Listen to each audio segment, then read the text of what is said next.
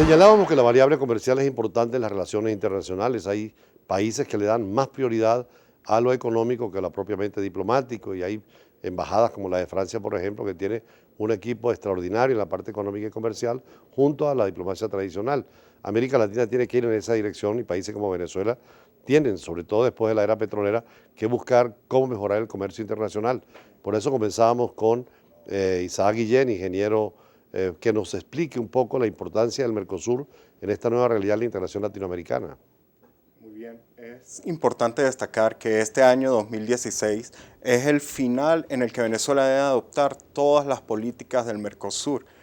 Gracias a Dios hemos visto cómo poco a poco se ha ido tomando todos los que son aquellos elementos, sobre todo a lo que son ciudadanía, y este año que es el final para lo que es la adaptación al arancel común externo del sur, Sí, del porque ellos tienen Mercosur. desde 1991 venido trabajando en integración subregional, Argentina y Brasil, Paraguay y Uruguay. Venezuela se incorpora y nos dieron 4 años de tiempo para aprender la mecánica y conocer cómo trabajar en el Mercosur. ¿Ustedes han ido preparando cuadros para esa materia? Sí, así es. De hecho, hemos estado manejando a través de Bastis Consultores una serie de eventos a lo largo de los últimos años en el que hemos tratado de llevarle al empresario común, aquel que no conocía todas las ventajas reales comerciales que tenemos con el ingreso a Mercosur, toda aquella información necesaria de cómo realizar las negociaciones efectivas, cómo son los métodos de pago, cuáles son los beneficios reales a los que un empresario puede acceder al negociar con cualquiera de los países del bloque. Ahora, dentro de esa misma perspectiva, ¿qué puede enseñarse al empresario venezolano para que sea más competitivo en Mercosur? Primero, aprender a analizar los mercados, tanto de dónde va a comprar, dónde va a vender. Saber realmente qué mercancía es viable importar o qué mercancía es viable exportar. Analizar todas las variables internas de su organización, porque de nada me sirve tratar de planificar una compra en base a una oferta solo por la variable económica, el precio. Es muy barato, lo voy a tomar. No, porque no sé realmente qué mercado va a tener en el país. Recuerden que por más que seamos un continente con culturas, si se quiere, similares, lo que gusta en algunos de los países del bloque puede ser que no guste para nada en Venezuela. O sea que cuando se habla de comercio internacional, hay también una variable de las negociaciones culturales. Exactamente. Para poder lograr una negociación efectiva, no solo con los países miembros del Mercosur, sino con cualquier país, es de suma importancia conocer esa cultura. ¿Por qué? Porque simplemente el hecho de cómo hacer un negocio, cómo entablar una reunión de negocios, puede influir en el hecho de que el negocio sea exitoso o no. ¿Por qué? Porque simplemente una actitud, una mirada, una posición inclusive de cubiertos o de utensilios puede implicar el hecho de que la contraparte se sienta ofendida y eche para atrás el negocio. Por eso cuando ustedes han hecho los eventos Bastis con negociar con China, cómo negociar con el Asia y sobre todo con China, hay todo un elemento cultural de entender a esos pueblos y a esa cultura para que el negocio sea mucho más rápido. Es correcto. Fíjense, por ejemplo, para los chinos, vamos a tomar ese tema, el color del luto es el blanco.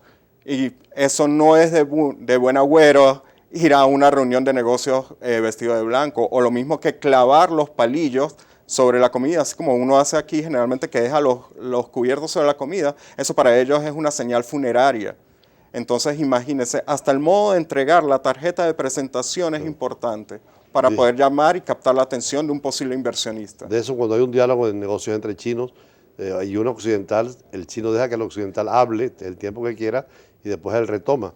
Pero si es un italiano, hay una especie de boxeo en el diálogo y en el debate. O sea, lo cultural sí va a influir en la negociación cuando se hacen negociaciones comerciales. Correcto, es como por ejemplo tratar de negociar con los países árabes.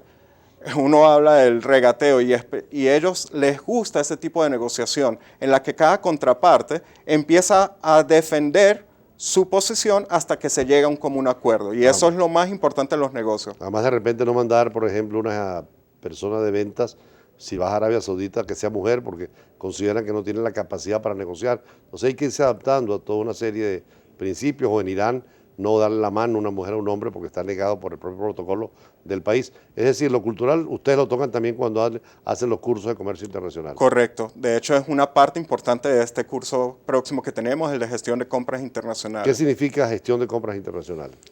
Hay que irnos a la base de lo que significa la palabra gestión. Gestión no es solo planificación, sino es estudiar todas las variables involucradas en un proceso cualquiera para poder obtener un objetivo de la manera más eficiente y eficaz posible.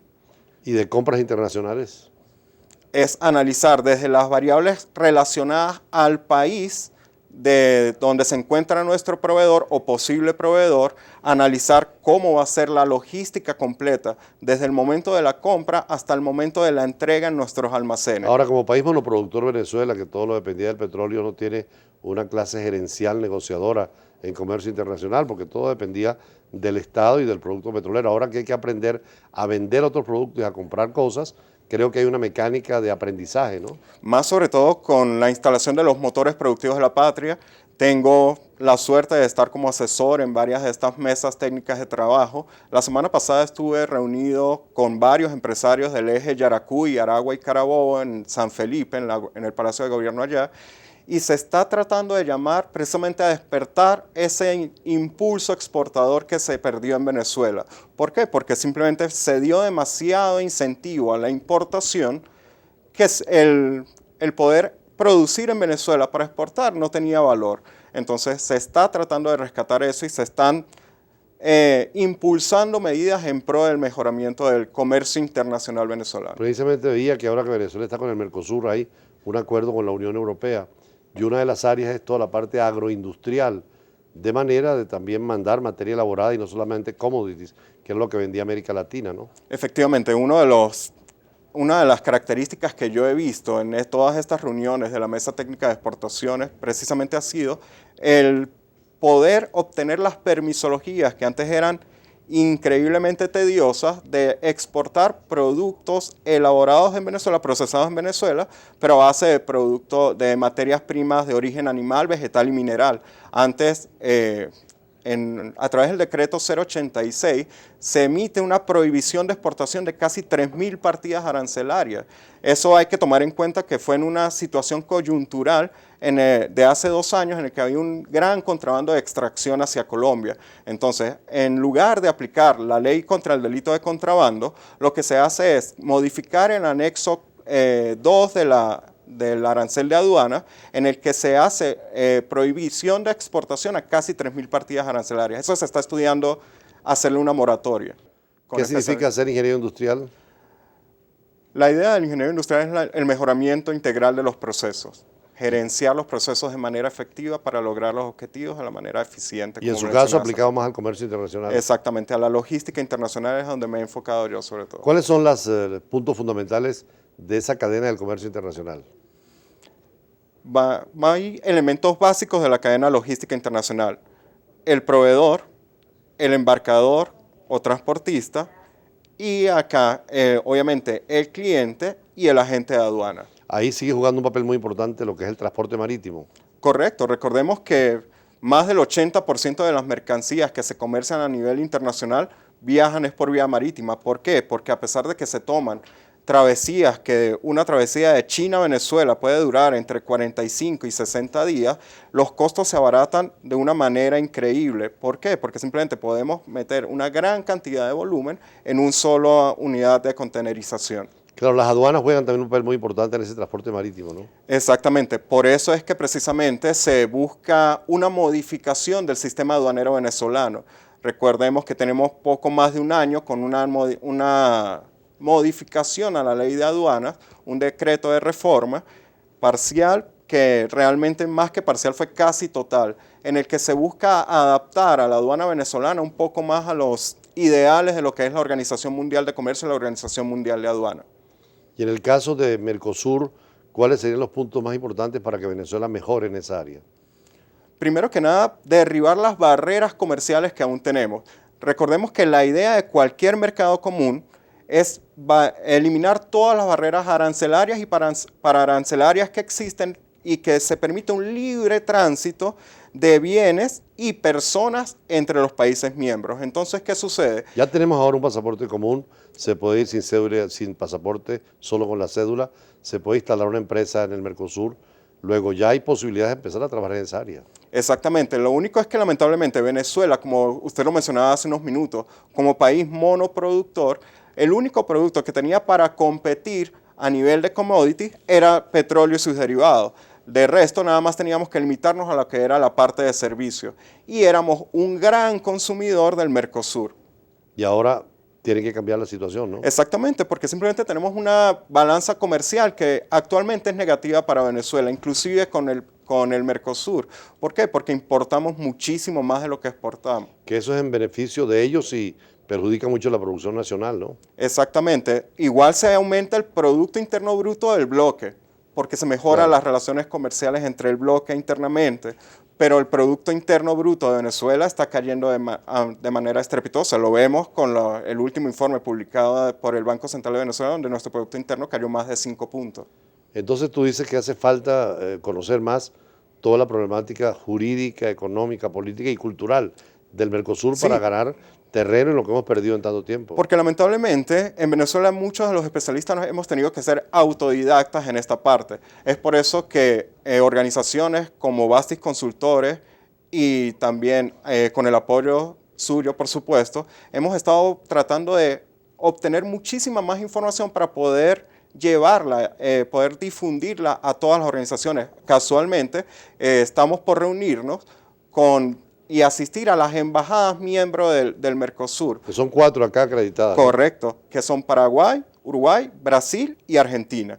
Entonces, ¿para qué vamos a asistir a esto? Primero, para ver qué oferta comercial tienen ellos. No solo de venta, que es como la estamos viendo ahora, sino también de compra. Como usted lo mencionaba, en las embajadas existen también agregados comerciales que manejan toda la parte comercial, que no solo tienen los productos que ellos ofrecen, sino también nos dan una lista de carencias que ellos tienen que pueden ser suplidas por Venezuela. Entonces, ¿qué vamos a hacer? Vamos a asistir a esas embajadas, vamos a analizar todos esos procesos, cómo son los procesos internos bilaterales entre un país y otro, para poder organizar un poco más de la información que tenemos y difundirla. Tenemos planes para luego de Semana Santa, organizar un gran evento informativo acerca del Mercosur. De hecho, conversando con el embajador de Brasil, nos hablaba incluso de una universidad que está en la triple frontera dedicada al Mercosur y un instituto para el Mercosur. Y el embajador de Paraguay también nos hablaba de que allí en Asunción está el Tribunal Permanente para Resolver Conflictos, que es un poco lo que es el Tribunal Andino en la Comunidad Andina. Y bueno, Argentina tiene también toda una larga experiencia. Ahora con un nuevo gobierno es posible que reoriente parte del Mercosur y por supuesto Uruguay. Y como usted decía, hasta ahora lo que hemos hecho es importar, pero ahora hay que aprender a exportar y competir en el mercado. Correcto, es imperante, necesario, de manera urgente, que el venezolano común entienda cuáles son las implicaciones que tiene el ingreso de Venezuela al Mercosur. Al principio, desde su ingreso, hace ya 4 años, cuando se inicia el proceso de incorporación. El tiene más de 15 años, ¿no? Correcto, Venezuela es el más joven en este bloque. Y Bolivia viene detrás aparentemente. Sí, ya de hecho está por aprobarse su ingreso como miembro pleno.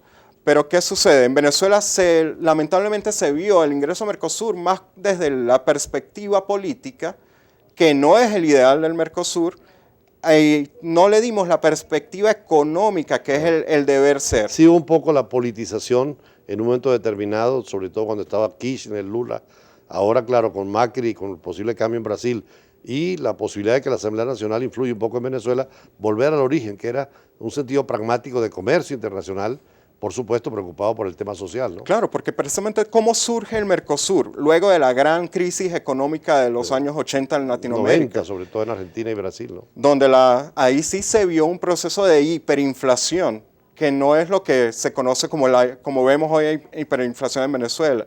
La hiperinflación de esos países era que cada hora los precios cambiaban de los productos. Claro. Inclusive habían supermercados donde se instalaban cajas registradoras por pasillo. Porque cambiaban de un momento a otro el precio. El hecho de llevar el producto hasta la caja principal podía implicar que en el camino se aumentara. Pero ellos el precio. se pudieron tomar medidas serias, responsables, y han vuelto otra vez a figurar en la economía regional y mundial. Porque enfocaron sus políticas al desarrollo económico, ¿sí? Es decir, movieron la política de esos países se movió por el impulso que daba la economía. ¿Qué es lo que sucede en Venezuela? La economía se mueve por el impulso de la política. Eso es lo que lamentablemente ha deteriorado gran parte del aparato productivo nacional.